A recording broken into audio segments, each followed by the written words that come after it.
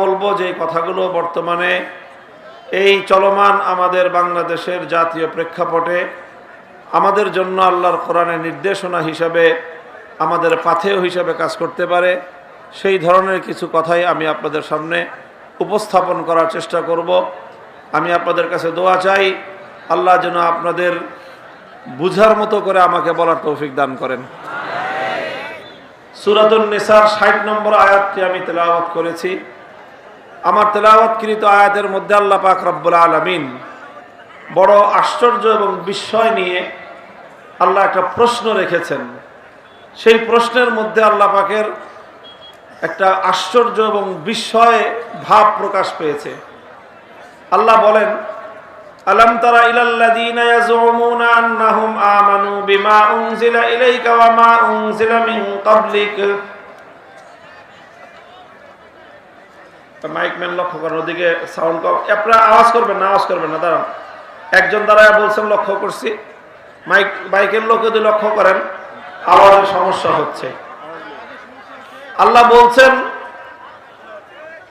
যে তোমরা কি লক্ষ্য করেছো কিছু মানুষ এমন আছে, ইয়াজুমুনা আন্নাহুম আমানু, তারা নিজেরা দাবি করে যে তারা ঈমানদার। কি বললাম? যে কিছু মানুষ এমন আছে যারা দাবি করে তারা ঈমানদার, তারা মুমিন,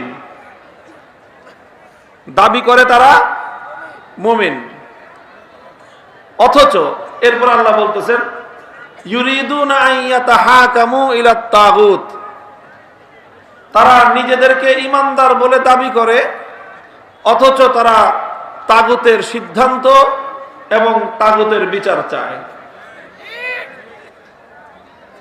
আল্লাহ বলেন যে এটা কি করে সম্ভব? আচ্ছা বলেন তো, রাতের অন্ধকার আর দিনের আলো এক জায়গায় জমায়েত হতে পারে? একটা সময় এমন হতে পারে যেই সময়টা রাতের আলো, রাতের অন্ধকারও থাকবে, দিনের আলোও থাকবে, হতে পারে? রাত আর দিন একই সময়ে একত্রিত হবে সম্ভব? রাত আর দিন যেমন এক জায়গায় একত্রিত হতে পারে না এক সময়, রাতের অন্ধকার এবং দিনের আলো যেমন একত্রিত হতে পারে না, ঠিক তদ্রূপ একজন মানুষের ঈমান এবং তাগুতের বিশ্বাস একত্রিত হতে পারে না। কোন মানুষ যদি আল্লাহর উপর ঈমানদার হয়ে থাকে, তাগুতকে অস্বীকার করতে হবে। কেউ যদি তাগুতকে স্বীকার করে আল্লাহর উপর ঈমানদার হতে পারে না। অথচ আশ্চর্যজনক বিষয় হলো আল্লাহ বলতেছেন আমি না, দুনিয়ার কোন আলেম না, দুনিয়ার কোন মানুষ না, এমনকি নবীও নন, বরং স্বয়ং আল্লাহ বলতেছেন আশ্চর্যজনক বিষয় হলো কিছু মানুষ নিজেদেরকে ঈমানদার বলে দাবি করে অথচ তারা আবার তাগুতের কাছে বিচার চায়, তারা তাগুতের কাছে ফয়সালা চায়, তারা তাগুতের কাছে সিদ্ধান্ত চায়। এটা কেমন করে সম্ভব? তুমি ঈমানদারও হবা, তুমি তাগুতকেও বিশ্বাস করবা, এটা কশ্চিনকালেও হতে পারে না। কোরআনে পাকের মধ্যে আল্লাহ পাক রব্বুল আলামিন পরিষ্কার বলে দিয়েছেন বিভিন্ন আয়াতের মধ্যে। আল্লাহ বলেছেন ক্বাদ তাবায়্যানার রুশদু মিনাল গায়্যি ফামান ইয়াকফুর বিত-তাগুতি ওয়া ইউমিন বিল্লাহ। তাবায়্যানার রুশদু মিনাল গায়্যি, কোনটা সঠিক পথ কোনটা ভুল পথ পরিষ্কার হয়ে গিয়েছে, কোনো গোজামিল নাই, কোনো অস্পষ্টতা নাই। হেদায়েত কোনটা, গুমরাহি কোনটা, আলাদা আলাদা। একটা সাদা পরিষ্কার ধবধবে, আরেকটা কালো কুচকুচে কালো। এই ধবধবে সাদা আর কুচকুচে কালো যেরকম একটার সাথে আরেকটা মিলতে পারে না, ঠিক তদ্রূপ হেদায়েত এবং গুমরাহিও একত্রিত হতে পারে না।